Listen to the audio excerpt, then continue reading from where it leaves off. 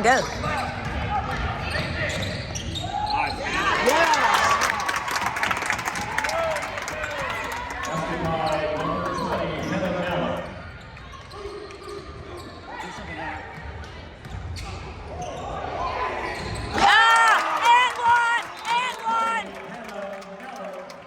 Super. Kick it.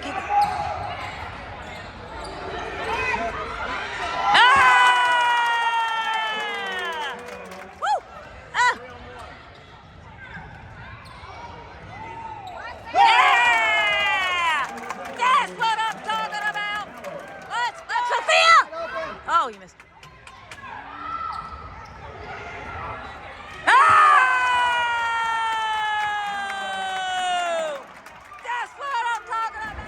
You gotta go get the ball, sweetie.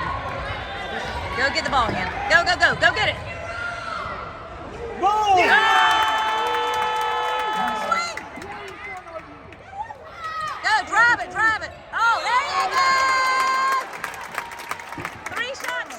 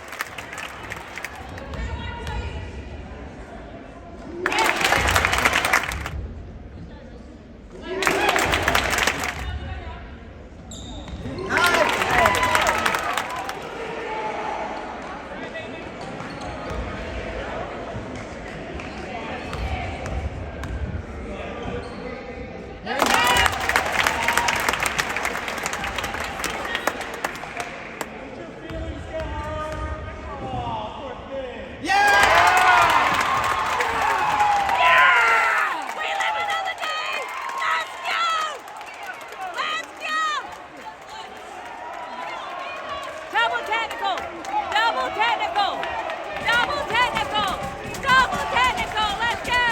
2 T's! Double technical. Oh, we still have to play overtime. Oh. No, that's not what I was thinking. I was thinking a walk-off free throw. Just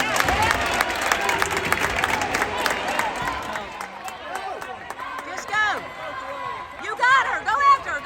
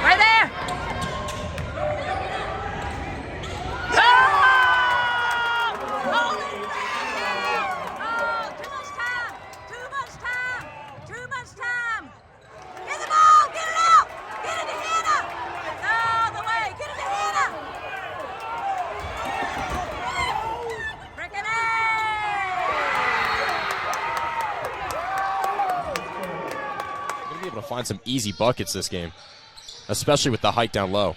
Malik to the bucket, high off the window and in. He's off the top corner of the glass there. Tough finish. Feigelson picks up her dribble before half court, able to get it across to Malik before a 10-second call. Malik will pull it back out for the Generals. Doesn't use the screen from Vandiver, spins in the lane, throws up the runner, and it falls for Hanna Malik.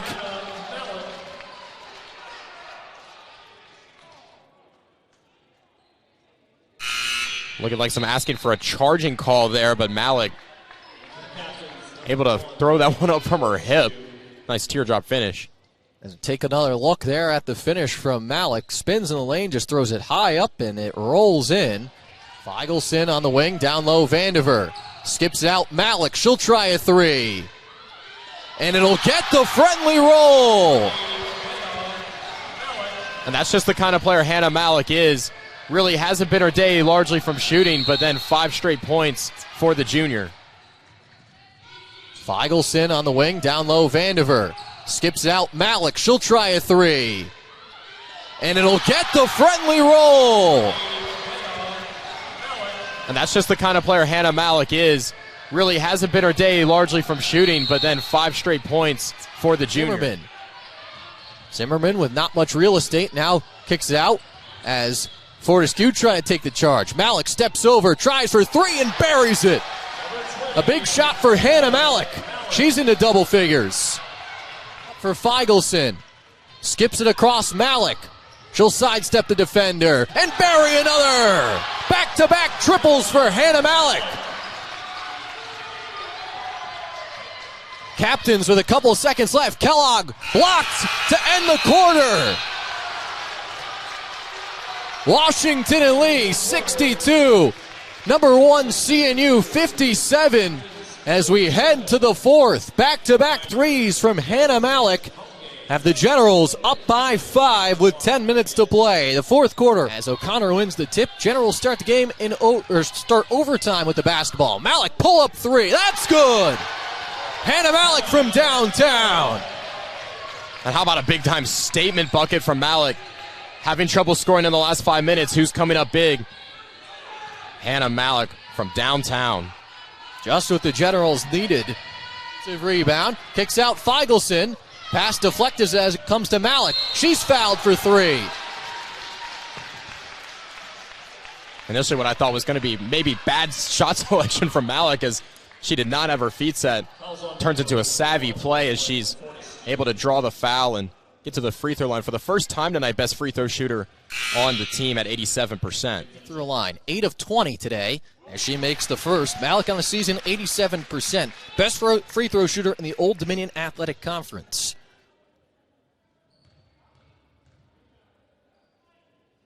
She's knocked down the first two.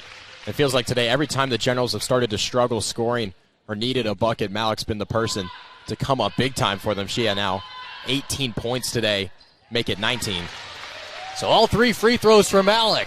Generals up by 2, 84-82. O'Connor picks up her dribble at half court, trying to find a teammate in Malik. Malik steps up, shoots the three, and she's fouled. So Hanna Malik will go back to the free throw line. She got fouled on her last three-point attempt and made all 3. Looked like maybe an open lane to drive there for Malik. She said, no thank you, I'll have the 3, please. And she makes the first. 20 points now for Hanna Malik. That's back-to-back 20-point games in her third 20-point game of the season. All 3 of them have come this week. Check that over the last 4 games. She didn't score 20 points on Monday, but they're coming out of the holiday break. Malik has scored over 20 points in 3 of those 4 games as she knocks down all three free throws. 89-85, Generals in front. Big time free throws there from Malik.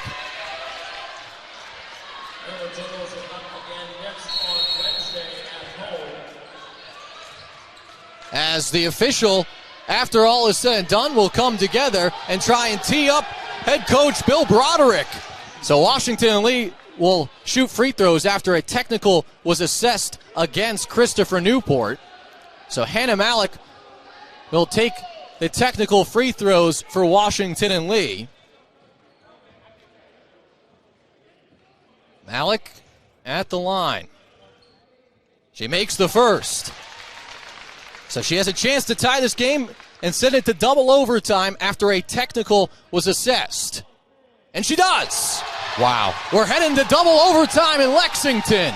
A technical foul against head coach Bill Broderick of Christopher Newport after time expired allows Washington and Lee to hit 2 free throws and send this game to double overtime. And Broderick is still irate with the officials. A couple of his assistants have to keep refraining him from the bench, as we will now be going to double overtime. And again, Broderick making his way out towards half court. And Coach Clancy now pleading, at what point does this become another technical foul? Twice he has made advances now towards the officials. So Broderick jawing at the scorers table and the Washington and Lee bench. He's arguing that the Washington and Lee coaching staff is the ones arguing for the technical. As Broderick has been tossed.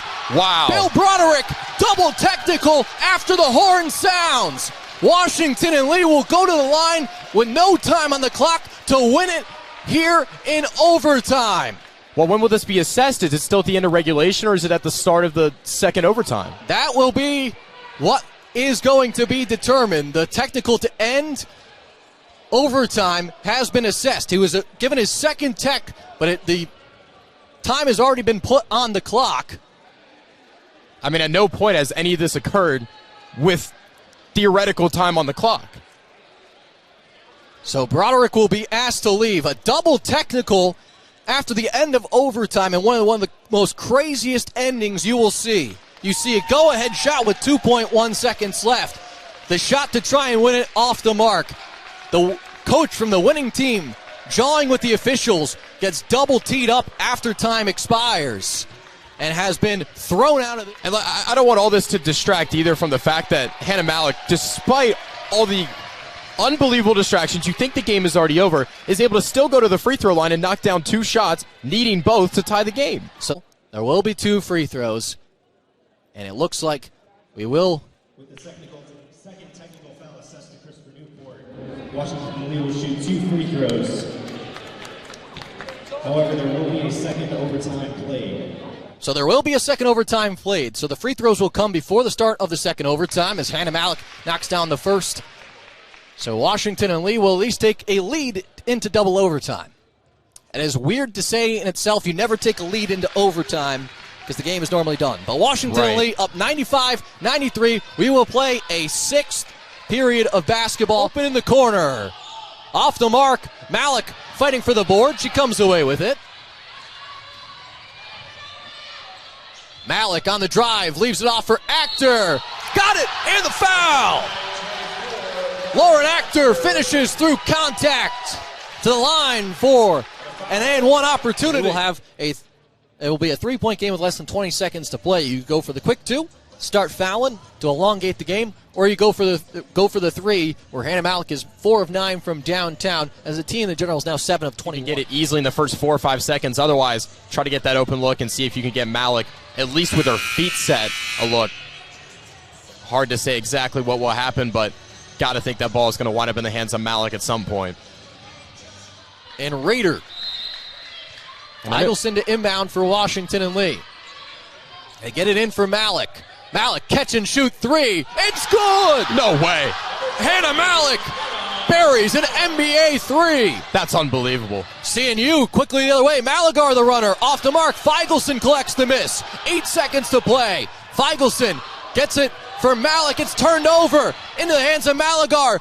And for the win at the buzzer, CNU. As number 1 CNU survives against Washington and Lee, 104-102 in double overtime, and which is one of the best basketball games you will watch this year. Yeah, I mean, how many Division III or women's basketball games, period, are you going to see, or college basketball games, period, are you going to see go 104-102? Pretty unbelievable there. Felt like both teams had a strong opportunity to win the game, back and forth all game. Feels like a 2-point score margin to end it is pretty fitting. How about the insane shot from Malik before, and then the Generals just couldn't take care of the ball in transition. To relive some of the last sequences, there was about 18 seconds left on the clock. Generals got it right into Hanna Malik. She stepped back, takes one from NBA range, knocks down the 3 with 16.2 seconds left. The other way comes up the floor does CNU. They don't get a shot off. Washington only gets the rebound, but in the process of trying to put it back up the floor, Feigelson turns it over, and then it's Malagar leaving it off for Raider for the bucket with 0.1 seconds remaining, as what was a incredible finish. 104-102, number 1 Christopher Newport against Washington and Lee. Hanna Malik matches her career high with 29 points, including that big 3 there from the parking lot. 7 of 13 from the floor, 5 of 10 from downtown, 10 of 10 at the free throw line in 35 minutes of action. All over the floor. This was top to bottom one of the craziest and best games you will see in Division III women's basketball this season. 104-102, double overtime. Number 1 CNU beats the buzzer with 0.1 seconds. Toe-to-toe. Felt like either team really could have won at multiple junctures, and for the unranked Generals to be doing that with the number 1 team in the country, a lot to be proud of there and a lot to be excited for as the Generals move in to the rest of their conference play. Prior to today, Christopher Newport's closest game this season was 10 points. It was their second game of the season against East Texas Baptist, which is also a very good team at the Division III level in women's basketball. They won that game 63-54. 4 points. Washington in lead, 102 points. 36 of 68, good enough for 53% from the floor. They were 8 of 22 from 3, 5 of 10 of those coming from Hanna Malik, and some big threes down the stretch. They shot 36% from deep, went 22 of 35 at the free throw line, good enough for 63%. They had 51 rebounds, committed 33 turnovers, none bigger than the one at the end of the game. Yeah. But when you look up and down the score sheet, there was a lot of things to be proud of. Sticking with the number one team in the country, leading the number one team in the country, thinking you lost with 2 seconds left in overtime on a turnaround jumper, having their other coach get ejected with 2 technical fouls after overtime concludes, before double overtime starts, having a chance being down late in double overtime, needing a shot with less than 20 seconds left in double overtime to tie the game, getting a rebound in the final 10 seconds of a double overtime with a chance to take the lead, turning it over with 5 seconds left in double overtime, having a go-ahead bucket score on you with 0.1 seconds left. There was a lot that happened in this game, and the best way we can summarize and characterize it all was just pure chaos. Yeah, I mean, I guess just the biggest question in my mind coming away is I don't understand how one technical after the final buzzer is assessed in one period, and then another technical also called after the final buzzer is assessed in the next period. Feels inconsistent, but regardless, I think this game turned out just about how it should have for the teams, the way they played. Again, really could have gone either way. And I think the biggest, there's always that coach's adage, there are no losses, only lessons. Biggest lesson, I think, on the General side is this is the margin when you're trying to play top teams in the nation, top teams in the conference. The margin is 1 turnover. The margin is missing 5 or 6 free throws down the stretch. The margin is not scoring that many points down the 5 minutes. So definitely a lot to learn for the Generals and a lot to build on. And to clear up that technical, so the first one caps off overtime because it happened as handshakes were starting to commence. But so the way that works is, okay, so that then ended overtime. The benches went back because we were then destined for a second overtime because the game was now tied. Once the 2 free throws were made. 2 free throws made, Okay. that concludes the overtime period. So then it goes, both teams went back to their benches, but the jawing didn't stop from head coach Bill Broderick.